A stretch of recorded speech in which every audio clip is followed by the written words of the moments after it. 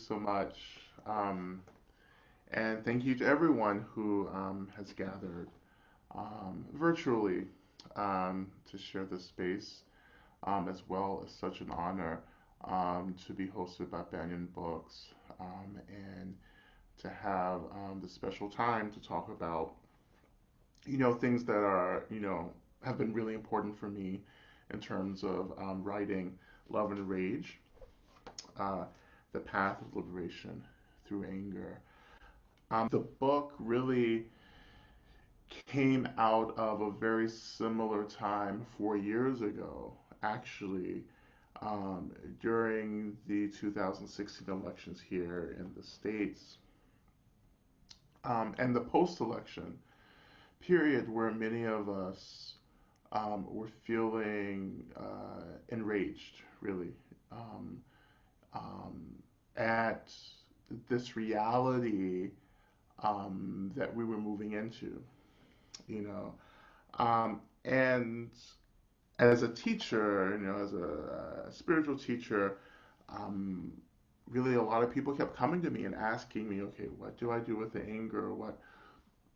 How do I transform it? How do I shape it? How do I move this energy through my experience? And I would find myself spending a lot of time um, helping people to process through the anger and supporting folks with practices, contemplative based practices to help work with the anger.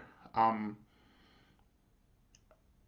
I wasn't interested in writing a book about anger. I, on one hand, felt that there were plenty of resources out there um, to support folks around anger, you know.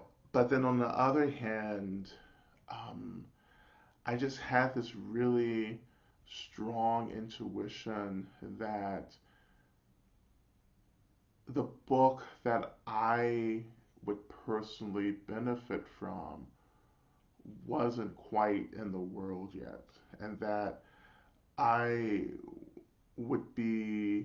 I would be responsible for writing the book that would help people like me, coming from the same identity locations as myself. And so that that intuition really started motivating me, and I finally kind of opened to the prospect of writing a book on anger.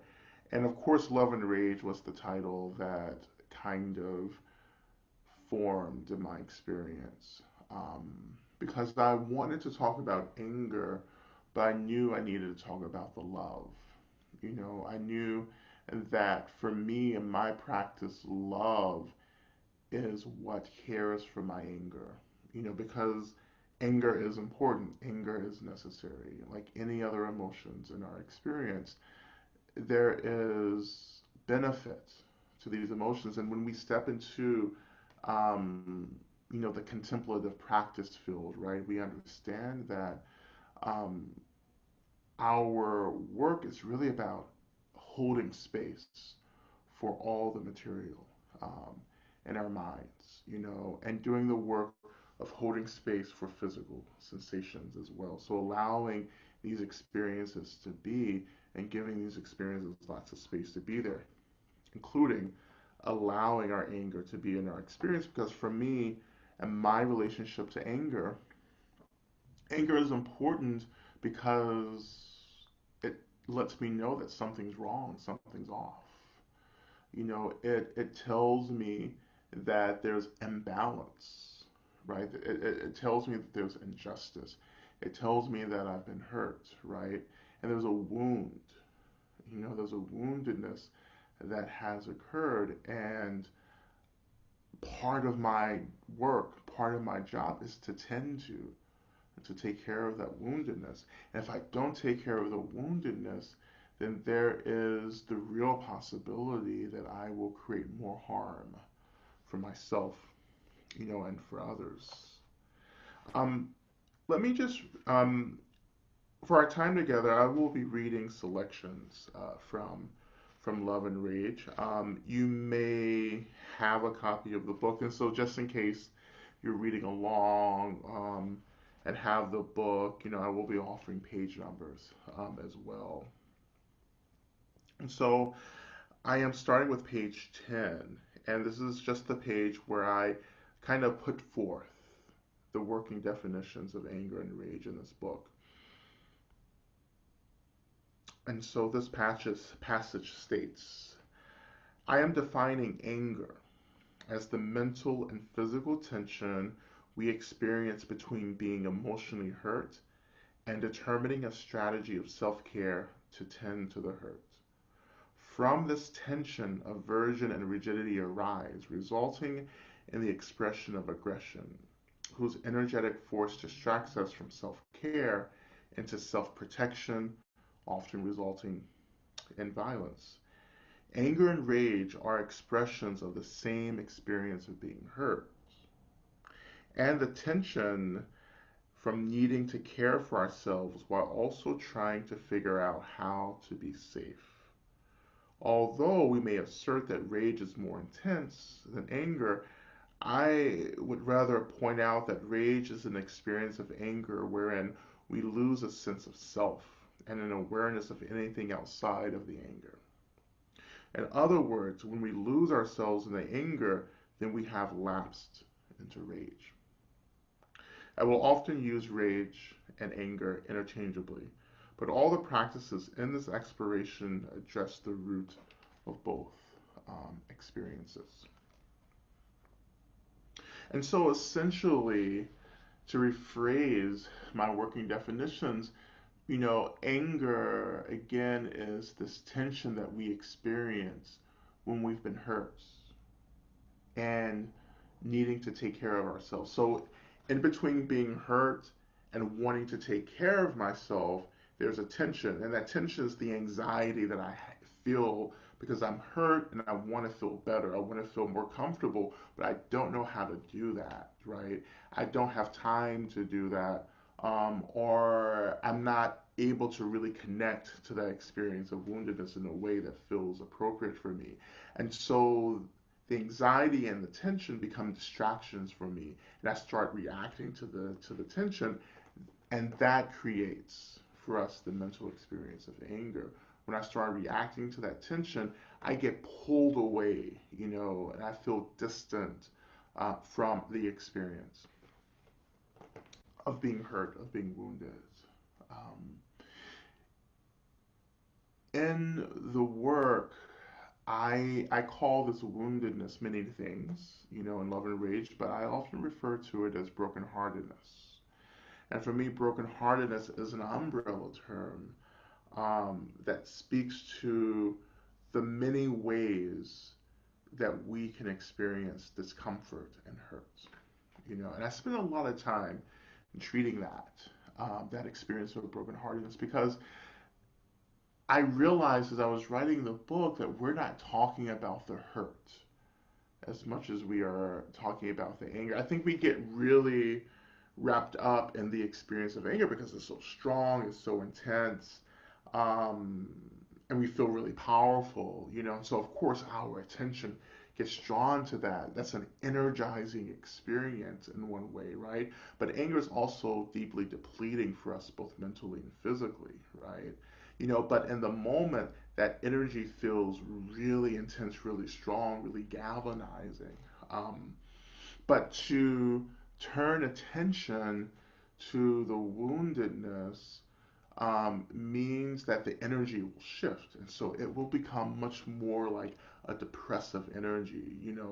The wounded energy, the heartbrokenness energy actually can feel quite draining and quite overwhelming for us, opposed to the energy of anger. And so this is why it's so difficult for us to focus on the heartbrokenness. And this is why, for this book, I wanted to spend a lot of time helping us to think about the nature of heartbrokenness and all the ways that we name heartbrokenness, including trauma, woundedness, pain, sorrow, despair, um, aching, so forth, and so on. I am trying to explore in the book the ways in which tending to our brokenheartedness allows us to have a kind of agency with and or over the experience of anger. So when I am taking care of myself, I'm not so hooked by the tension, the frustration, the anger in the moment. And so when I'm not so hooked, I have this incredible agency to channel this anger into something that's more productive, that's more beneficial for myself and others. So I'm not, when I'm in agency with and over my anger, I'm not so interested in wanting to get back at people or to blame people or wanting people to hurt as much as I am hurting. You know, there's a skillfulness that arises when I have agency with and over my anger. And that skillfulness is the spaciousness to think, to at least get one thought into the experience of being in a relationship to anger, right? Most of us, when we're habitually reacting, or as I say in the book, having a compulsory relationship with anger, when we're in that kind of relationship, we're just kind of reacting without thinking. Like we feel it and we react. And sometimes we don't create a lot of harm. Sometimes we even do a lot of good if we're just reacting to it. Often we don't, do a lot of good. But if we are taking care of ourselves and then having this spaciousness to be an agency with and over the anger, then it's more likely that we can channel this energy of anger into something that's much more beneficial. So in my experience, my practices have helped me to first take care of my hurt, my trauma, and then that has allowed me to be in a really spacious relationship to my anger. Yes, I am still experiencing anger. I'm still experiencing rage, absolutely. Um, I don't, for me, my anger is a testament to the fact that I'm paying attention, because there's lots of injustice, there's lots of violence happening and equity happening, all over the world, wherever people are, there's violence, and struggle, and we pay attention to that, and we feel, the hurt of watching that, or being victims, and survivors of this violence. So my anger is a testament to that. I'm paying attention, that I'm responding somehow, but the spaciousness that I have when I take care of myself actually helps me to have a clarity about how to best be in the world as an agent of change, how to best figure out how to disrupt the causes and conditions that create these experiences of woundedness and hurt for myself and for those around me. And I'm able to pinpoint exactly how I'm able to be a more effective change leader. You know, and the practices, I offer many practices, in the book that help us to do that. Um, but we're trying to develop a clarity with our anger, and I feel that we have, if we want to be change agents, if we want to really benefit people, we have, therefore, an ethical responsibility to be in a skillful relationship with our anger. Actually, we have an ethical responsibility to be in skillful relationships with all of our emotions, with the totality of all of our mental experiences. Um, so, I wanted to just read just a few passages. And I'm beginning in chapter 2 now, chapter 2, beginning on page 19. This chapter is entitled Woundedness and Rage. Woundedness and Rage. And so I begin. My anger is old, personal, and dependable. It is older than me, yet younger than the youngest child I know. It is so old that most of us no longer believe that it was ever born to begin with. It is the primordial deity that we come to worship, thinking that somehow it will be the revolutionary leader who will set us free. And yet it is also our jealous master. Anger is actually trying to tell us something. Anger is confessing that it's not the main event. There's tension arising from my unwillingness to be with this deep sense of being hurt. When I began to look at that, one of the hardest things that I could ever admit to myself was that I was just hurt, that I wasn't just pissed off. I wasn't pissed off because of racism or homophobia or something else. I was actually deeply, deeply hurt. I was deeply in despair because of the situation. This realization just made me feel weak. And never in my life had I ever been told and ever been supported in touching deeply into this woundedness. I call it heartbrokenness. To sink beneath the anger, to move through the anger, was to recognize the anger for what it was, an indicator that my heart was broken. When I allowed myself to experience my brokenheartedness, my activism began to change. I wasn't out there in the streets any longer trying to do stuff because I was angry. I was out because I was just really hurt, and I wanted someone to recognize that. I wanted someone to recognize that for the first time, my struggle wasn't to get free or to disrupt systems. My primary struggle was to embody and communicate that I was not okay, that I was struggling to be happy, and that I wasn't, above all, being distracted by the anger. I suppose, in other words, my activism was to first to give myself permission to be free, to feel deeply into my experience so that I could enter into change, work more myself, and in deeper attunement to other people's struggle. And I will just skip ahead in this chapter.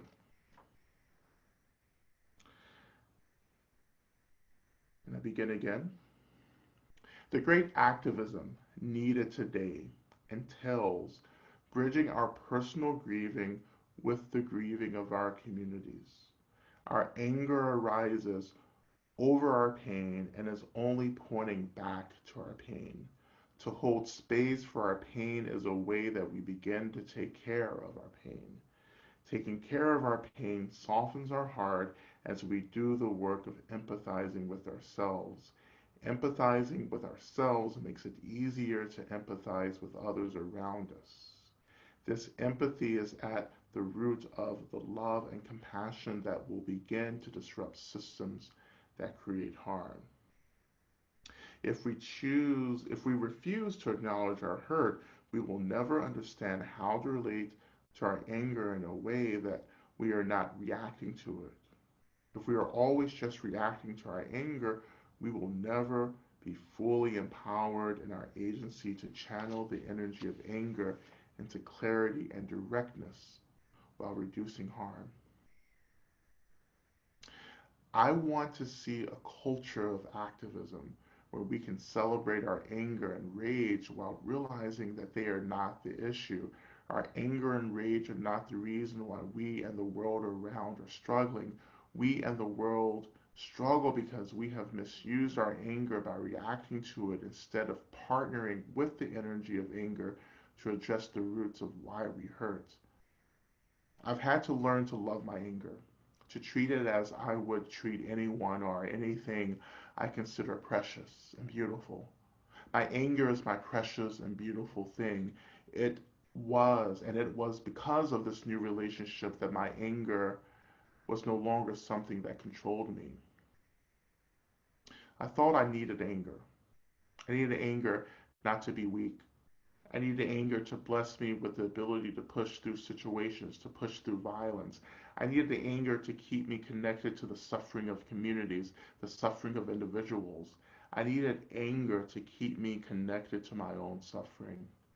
I needed to suffer, and suffering was how I understood being in solidarity with other marginalized folks and communities. There's something about our identity as activists that is so closely related to the anger that we experience. What would it look like? What would it look like if we formed our activist communities around joy, not the suffering or the anger, as a basis for our change work.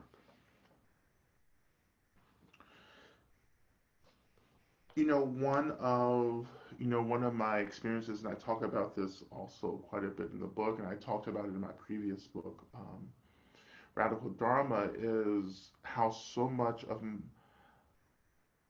and really how I was shaped by activism, and activism became a vehicle for my anger, you know, since my teens, really. And I was so deeply hurt being black and queer in the world, and kind of realizing that I was born into a situation that really didn't treat me kindly. Um, and I was so hurt by that, but I got distracted by the anger. And I channeled that anger into what I felt was beneficial, which was activism, community change, service, advocacy, right? Just helping people, right? Trying to figure out why I was hurting, the systems that created that hurt, and doing whatever I could to disrupt that, these systems, right? And in my 20s, I realized that everything that I was doing, even though it was wonderful, even though I felt like I was really doing something important to help folks, I really wasn't doing anything to tend to my woundedness, my brokenheartedness. And that's when I began to ask questions about how to care for myself, really, how to tend to the trauma, right, and the sorrow that was really getting super strong beneath the wave of anger that I was experiencing. Of course, that opened the door to meditation. I was very fortunate to be surrounded by um, so many practicing kind of Buddhists who were at the same time deeply committed to change, to activism, and to service. And my early mentors, um, I call them my elders, who were instrumental actually in teaching me about my anger. I remember two of my mentors, Kathy and Jane, and they're in their late 70s now. But I remember them at different points sitting me down, and I was in my early 20s. I was 23, 24 back then, and they would sit me down and they would just say, "Rod, you're pissed off, you're angry," you know, and I was so disconnected from anger, right? I was so distant from that experience of anger, and I would just kind of look at them and go, "I'm not angry," and when you read the book, you'll see me reflect on this. You'll read this reflection, but I was so disconnected from my anger because I realized early on in my life how I wasn't allowed to be angry.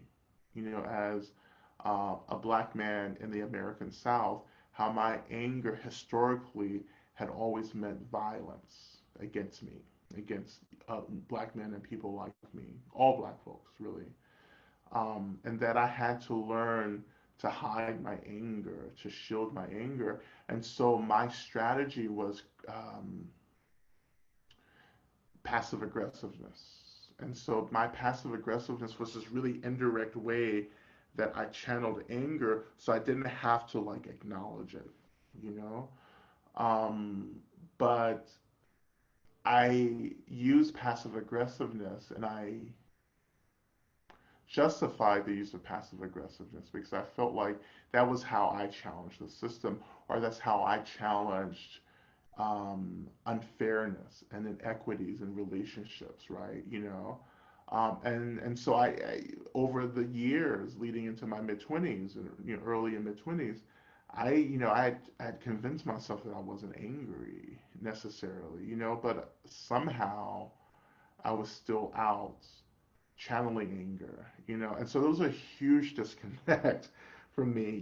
It's so I guess what I'm articulating, and you'll read this more in the book, is that I was on one hand really connecting with the anger and being out in the streets because I was really pissed off. But when I was asked to connect to that anger, it was really difficult because there was a block in actually naming and acknowledging the experience of anger, in the moment. So I had a lot of work to do. And so I have quite a few practices in the book, and that's chapter 4. Practices that have come out of my working with my own anger that I wanted to share with folks. We won't necessarily go over it in this talk tonight, um, but these practices are really about how do we notice and acknowledge anger, how do we hold space for it, and how do we rely on other sources of support to help us hold anger. Because I really, really strongly believe that when we do really intense emotional work, we need to have a lot of support, because this emotional work includes severe complex traumas, right? And so when I do this work, I am relying on supports. I call them sources of refuge. The formal practice in the book is called, the 7 homecomings, which you can read more in the book when you get it. And so the 7 homecomings is just this practice that helps me feel supported as I lean into connecting with the anger and connecting to the woundedness beneath the anger as well. And so let me continue with a little bit here. Um, and also, just a reminder, we're going to have a period of questions.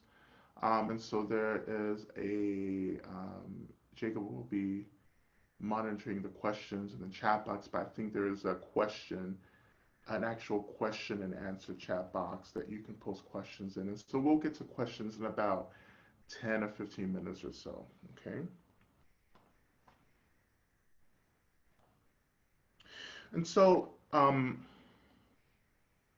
talk quite a bit about sex in the book because for me, as I was writing the book, I wanted to think about the ways in which anger is channeled into different things, and sex was definitely one of those experiences that I felt my anger was being channeled into. Um, and so I talk a lot about that, a lot about my personal ethics around sex and the reduction of violence in sex as well. I want to read actually a little bit about around the work of heartbrokenness. And I spend again, I spend a lot of time treating the various aspects of suffering and brokenheartedness in the book because I feel as if we haven't done enough work to really create um, strategies to deal with that and to hold and to tend to it. So I will begin with just a little bit of reading around brokenheartedness. So this section is on page 227. This is in the heartbrokenness section. And this section is called "How Do I Talk About Suffering?" Pain, suffering, woundedness, hurt, trauma, heartbrokenness.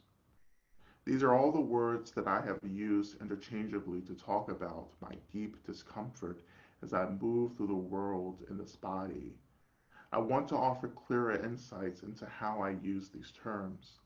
When I say pain, I'm speaking of either the bare sensation of physical pain that I have an aversion to or emotional discomfort I don't want to deal with. Pain is not a choice. I will experience plenty of things that will be uncomfortable. For example, when I have a headache, there's the basic sensation of the pain of the headache.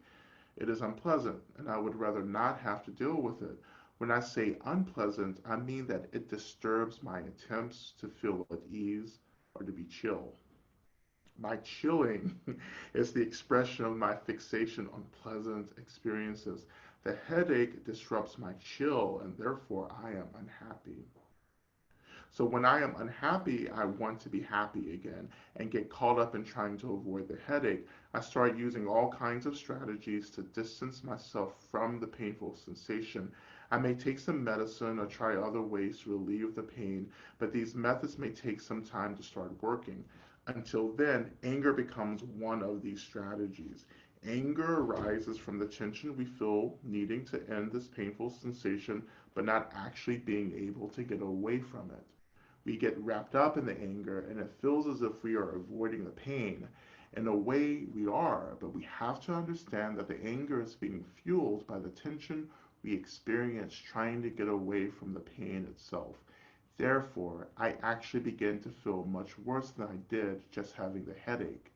This new experience is called suffering. Suffering is the mental layer of aversion on top of the physical and emotional pain. I'll skip just a little bit down into brokenheartedness itself. I define brokenheartedness as a disembodied expression of a severe disappointment that longs to be cared for.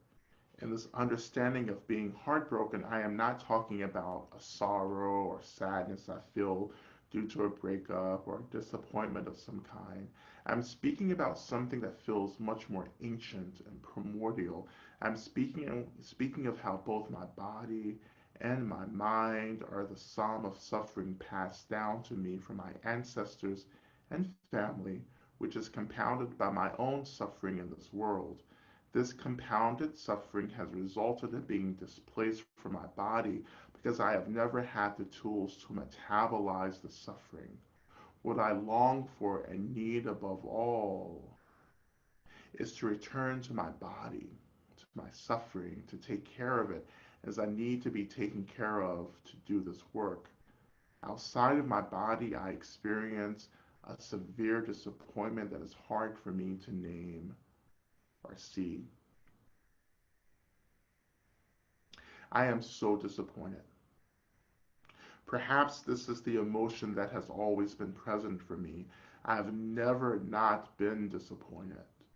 I remember growing up in church and being taught that this world is not our home, that this world that holds millions of black bodies is cruel. We were taught that the world didn't want us. We were taught that we were like the ancient Hebrews, the children of Israel, who wandered in the desert for 40 years until they were allowed to enter into the promised land. God was testing them. What I was taught in church was that the whole world is the desert and that we would be tested our whole lives. Heaven is our promised land. By my late teens, I couldn't stand this bullshit anymore. I deserve to have my promised land now. And I'll just read this short section here. Anger permeates the brokenheartedness in the form of resentment. I ask myself, why do I have to deal with this? I left the church resentful, asking myself if this was the best that we could do. And why did it seem like white people got to enjoy their heaven right here and now? As I sat in church listening to how we must endure this life to reach heaven, I slowly began to understand that I was being taught to let white people have their way. I couldn't help but feel as if our religion was conditioning us to be better victims of systematic racism. And it seemed as if there were white people who were only staunch supporters of black church communities because of how the black church was teaching us to internalize racism. This created a dilemma for me. On one hand, the black church was how I and many other black folks survived systematic racism, while on the other hand, I had began to feel that black Christianity was a tool offered to black folks to keep us from confronting the totality of white supremacy. Um,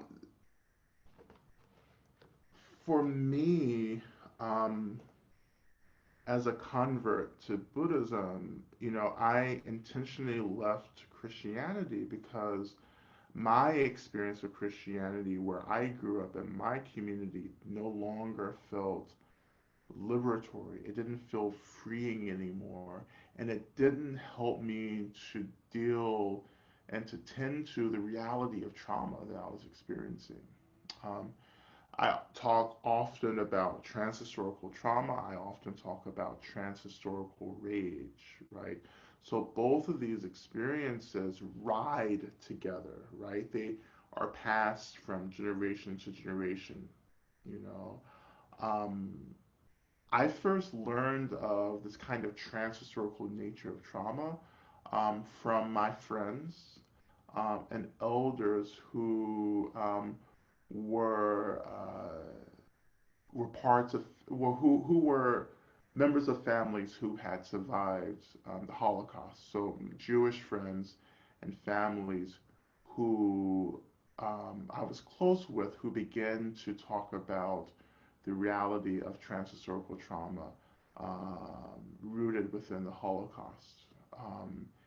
And I began to study the ways in which, for me and my experience in the Black community, how so much of my trauma was also transhistorical, right? Rooted within um, the um, the slave trade, rooted within chattel slavery, and perpetuated and intensified, by these many years of systematic racism. And so all that creates this pressurized experience that intensifies the experience of trauma and how that trauma begins to be naturally passed from generation to generation. Then we begin to study, the sciences of epigenetics, which has begun to argue over, I guess epigenetics has been around, I can't quite say, but definitely the past 10 years I've been really familiar with some of this research. But epigenetics argues that DNA is shaped, begins to be impacted by trauma as well. So even on a genetic level, trauma can be passed, but we also study within transhistorical trauma the ways in which trauma is passed behaviorally through behaviors, through certain rituals, through certain etiquettes, and so forth that are no longer aligned with what's happening for people around them.